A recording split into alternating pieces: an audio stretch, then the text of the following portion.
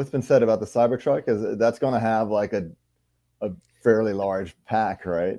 Supposedly 3 motors, large pack, jet power in the back. I don't know. It depends who you talk to. No, the jetpack is for the Roadster, not the Cybertruck. Come on, the Cybertruck's going to have every bell and whistle. Cybertruck isn't getting the RCS, the cold thrusters. The Cybertruck is getting, and this is actually happening as far as I know, it's getting an outboard motor so that you can, drive through a lake or something with it, because supposedly it won't sink in 30 feet. Yeah. It's waterproof, so it should float because it displaces enough. Enough water.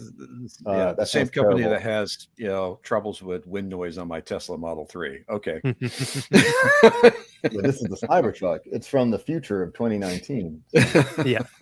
It's made from a single piece of steel. That's right. I'm just kidding. It's bits. They have this origami steel and they just perfect. Yeah. They're gonna have to start making them in Japan instead of China. Single forging. But again, like you would expect the all the stuff that they have with this Model Y, like the 4680 and the Gigapress, and you've heard about this happening for the Cybertruck, right? The Gigapress for that. You've heard about the Gigapress, supposed to be there for that too. So I mean, if they have batteries and there's a large enough pack that each cell has its own C rate. But if you have a lot of cells, then all the overall power that has to go through the plug goes up. And so, I mean, will Cybertruck really benefit from a megawatt? Probably, right? So, if you guys don't mind me asking, with your much more intelligent opinion, God, here it comes.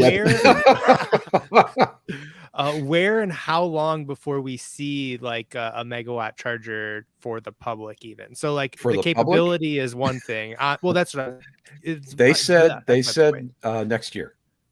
The promise was next year version 4 superchargers would arrive. So now that may be December 29th. And they'll put one charger in. I was just going to say, so 2 years after that, we'll see one. There's next year, there's also soon, and there's soon, right? So you put all those together, and they all basically mean the same thing, meaning, I don't know. Yeah, it's Tesla. So let's be clear, though. That megawatt charger is very likely to be installed before the Cybertruck comes out. Ooh, harsh. Right? we don't know when each of those things are going to happen. So. Just follow the Frito-Lays. You'll find the supercharger. Yes. I don't quite get the delay on the Cybertruck, really. Like I've said, to me, the Semi is the most important in terms of environmental impact. The Roadster is a halo car, so whenever that comes out, whenever, if but ever. The Cybertruck, I mean, maybe not the Cybertruck itself, but a truck. Why is Tesla lagging here? There are already several trucks that you can buy, like legitimate trucks that you can buy from legitimate companies, and whether or not they have issues and they go bankrupt, but still, and they all are pretty traditional looking trucks, right? So why is Tesla lagging so much on the Cybertruck when there's clearly a market here, and they've waited so long that customers have gone with competitors already? Do you think that's part of it? Because I've had a rough theory of just with, the Ford Lightning being, basically available now, like you have to pay a markup, but anyone can go get one if you're willing to pay a couple. If you're willing to pay, you're willing to pay your Roadster's price for a pickup truck. Yeah. But it's tangible, so I wonder if they're just like waiting to strike and like kind of get a gauge of the market now that, and then everyone's following suit. There's supposed to be the Ram Revolution right around the corner. There's the announcement of the Sierra, and then the Silverado literally a couple months away, hopefully. Well, and you got the Rivian plus the Rivian Suburban. The most obvious one. Well, you got the Rivian plus their Suburban clone, which is actually a really nice truck. Is that the R1S you mean? Yeah, gorgeous. It's very nice. I'm seriously considering that. Yeah, man, they're great. So I wonder if that's part of it, but at the same time, it could just be they literally are just hitting snag after snag too. So it's anyone's guess, but I don't know. Yeah, I mean, well, if it's anything like the Model X project, shall we call it scope creep or Elon creep? Creep. I mean, they kept changing the specs on that as they were going. It became a real real troublesome project. I kind of wonder if that's playing in the background here. Yeah, but that didn't take as long. Then again, they didn't have as many existing products at the time. That's true. And you know, a Tesla development does not end at delivery. Oh, right? No, they continuous delivery.